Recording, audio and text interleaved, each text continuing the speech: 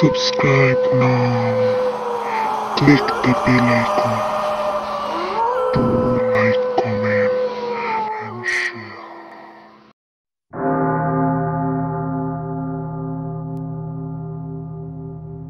Hello viewers, আমি লামিয়া আপনাদের স্বাগতম জানাচ্ছি লামিয়া স্টোরি ল্যান্ড চ্যানেলে। আমরা আমাদের এই চ্যানেলে সকল ধরনের গল্প, উপন্যাস, সত্য ঘটনা, ছোট গল্প ও বিদেশি গল্পের অনুবাদ দিয়ে থাকি। সকল গল্পগুলো আপনারা চ্যানেলের প্লেলিস্টে পেয়ে যাবেন। তো বন্ধুরা, শুরু করছি ডার্সি কোটসের লেখা দি হাউস অফ শ্যাডোজ অর্থাৎ ছায়া বাড়ি। আজ 28তম পর্ব। জোসেফের নির্দেশ কানে আসতে সোফির মুহূর্তে সব ভয় কেটে গেল। সে তার আদেশ মতো সঙ্গে সঙ্গে মাথা নিচু করে ফেলল।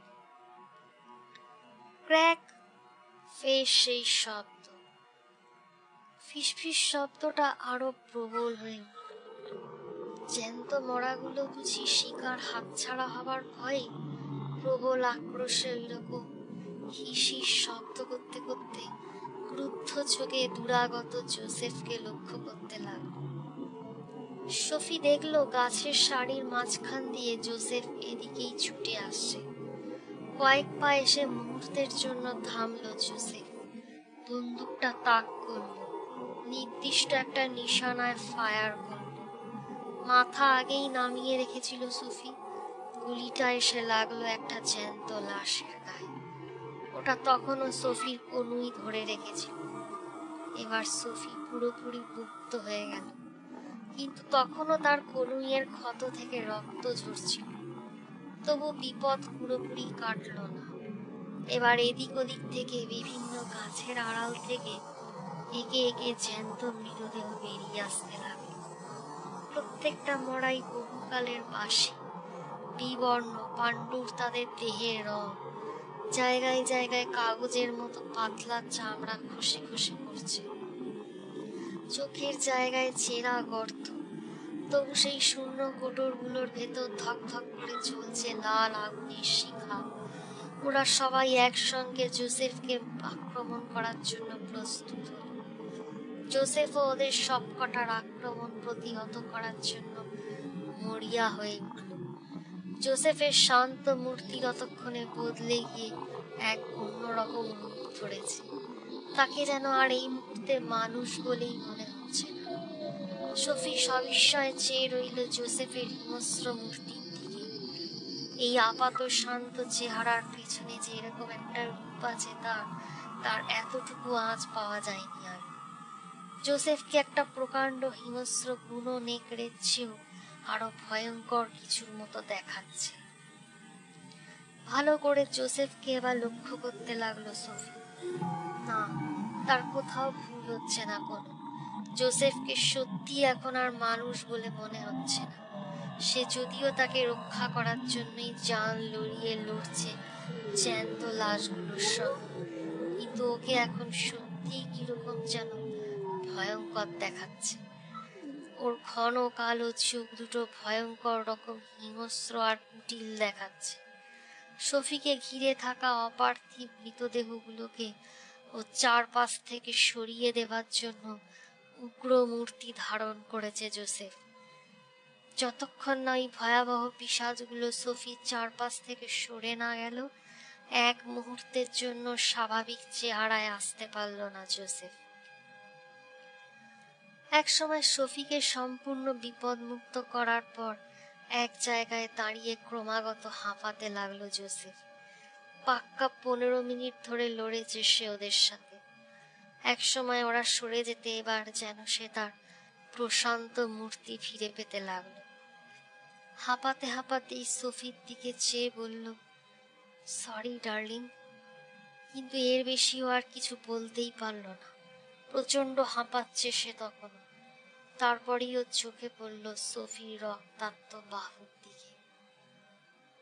দু চোখ ফের জ্বলে উঠল জোসেফে। বলল, আরে এ কি? এসো আমার সঙ্গে, চলো এবার। ভয় নেই, তুমি এখন সুরক্ষিত। বলতে বলতে এগিয়ে এসে সোফির একটা হাত জড়িয়ে ধরল সে। সোফি আর ওর মুখের ওপর না করতে পারল না। স্বামীর বুকে মুখ গুজল সে। খুব ক্লান্ত লাগছে ওর নিজেকে। মেরির জন্য শোক, তার প্রেতাত্মা, আর ওই জ্যান্ত মরাগুলোর আতঙ্ক, নিজের দৈহিক যন্ত্রণা, সব মিলিয়ে তার শরীরের সবটুকু শক্তি এখন নিঃশেষিত। জোসেফ ওকে ধরে ধরে ক্যাসেলের দিকে নিয়ে যেতে লাগলো। জোসেফের বুকের স্পন্দন তখনও উত্তেজনায় দ্রুত লয় হয়ে চলেছে, কিন্তু সোফির কানে সেটাই মধুবর্ষণ করতে লাগলো। সে স্বামীর বুকের স্পন্দন শুনতে শুনতে এগোতে লাগলো বাড়ির দিকে। জোসেফের বুকে মাথা রেখে ভর দিয়ে চোখ বুজে হেঁটে চলল সোফি। কোথা দিয়ে কোথায় যাচ্ছে সে জানে না, শুধু পা দুটো তার চলছে যন্ত্রের মতো।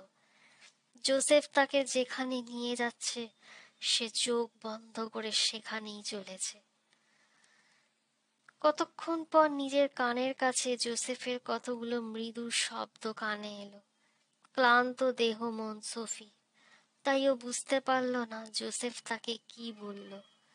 মুখে চোখে একটা শীতল আলো কোত্থেকে যেন এসে পড়তে এবার চোখ মেলে তাকালো সোফি। দেখলো ওরা ভয়াবহ সেই জঙ্গল থেকে বেরিয়ে এসেছে। একটা খোলা জায়গায় এসে দাঁড়িয়েছে সে আর জোসেফ। আকাশে চাঁদ উঠেছে, তারই আলো এসে পড়েছে ওর চোখে মুখে।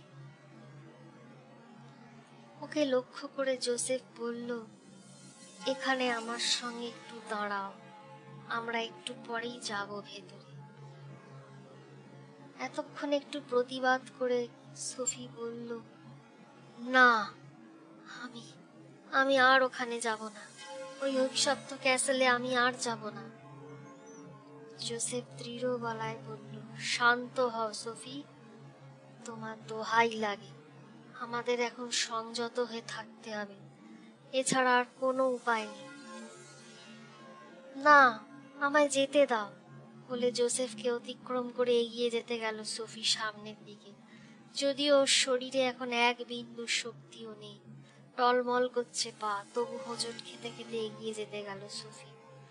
জোসেফ এবার দু হাত বাড়িয়ে ওকে ধরে ফেলল। তারপর কতক্ষণ ওকে জড়িয়ে ধরে থাকলো নিজের মধ্যে। যতক্ষণ না সোফির জেদ পুরোপুরি না দূর হলো, ততক্ষণ সে তাকে নিজের শক্ত বাহুর মধ্যে জড়িয়ে ধরে রইল। এতক্ষণ হাঁপড়ের মতো শ্বাস নিচ্ছিল সোফি। এবার ধীরে ধীরে ওর শ্বাস প্রশ্বাস স্বাভাবিক হয়ে এলো।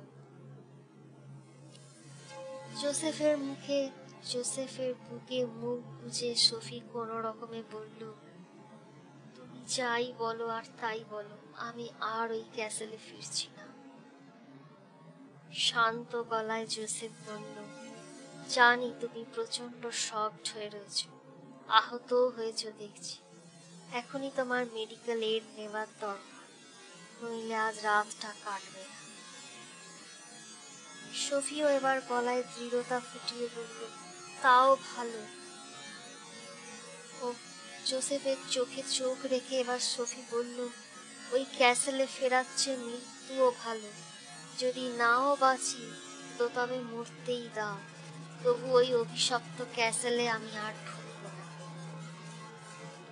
একটা দীর্ঘশ্বাস ফেলে জোসেফ এবার সোফির মাথার চুলে মুখ ডোবাল। সোফি টের পেল জোসেফ কাঁপছে থরথর করে। কি জন্যে কাঁপছে ও এত? ভয়? ওর মাথার চুলে মুখ গুজে স্তিমিত গলায় জোসেফ বলল, সোফি, যদি এখান থেকে চলে যাবার সামান্যতম সুযোগ এখন থাকতো, তাহলে আমি এই মুহূর্তেই তোমায় নিয়ে এখান থেকে চলে যেতাম। কিন্তু আমার সামনে এখন কোনো পথ নেই। আমি আমি খুব আমি খুব সরি। কি বলতে চাইছো তুমি? মুখটা গোমড়া হয়ে উঠল সোফি। কেন আমরা এখনই যেতে পারবো না? আমার হাঁটতে কোনো আলিস্যি নেই, আপত্তিও নেই, কিন্তু অন্তত একটা ক্যারিজ ভাড়া করেও চলে যাওয়া যেতে পারে। এবার মুচকি হেসে জোসেফ বলল, হেঁটে যেতে পারবে বলছো? সোফির মাথার চুলে আলতোভাবে একটা আঙুল বোলাতে বোলাতে সে এবার বলল, ব্যাপারটা অত সহজ নয় যতটা ভাবছো।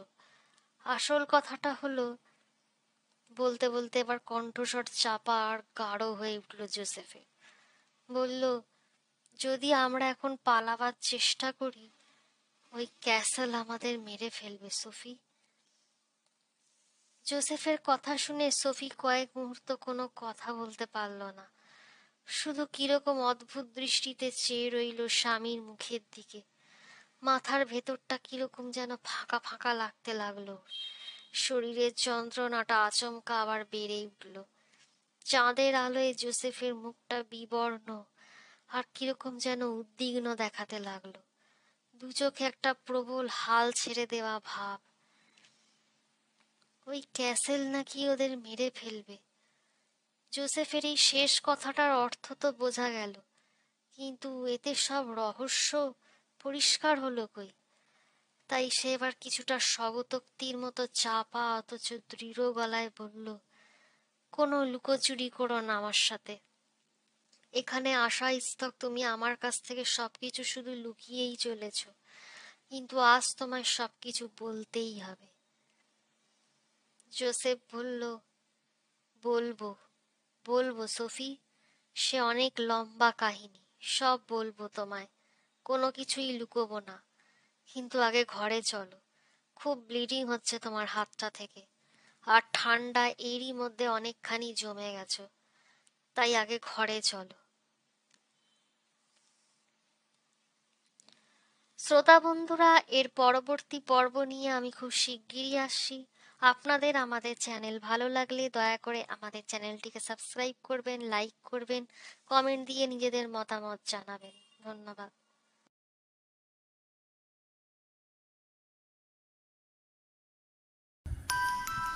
গল্পটি শোনার জন্য আপনাদের সবাইকে অসংখ্য ধন্যবাদ। পরবর্তী পর্ব পেতে অবশ্যই আমাদের চ্যানেলটি সাবস্ক্রাইব করুন এবং বেল আইকনটি ক্লিক করুন। গল্পটি ভালো লাগলে অবশ্যই ভিডিওটিতে লাইক ও কমেন্ট করে জানাবেন। শুভরাত্রি।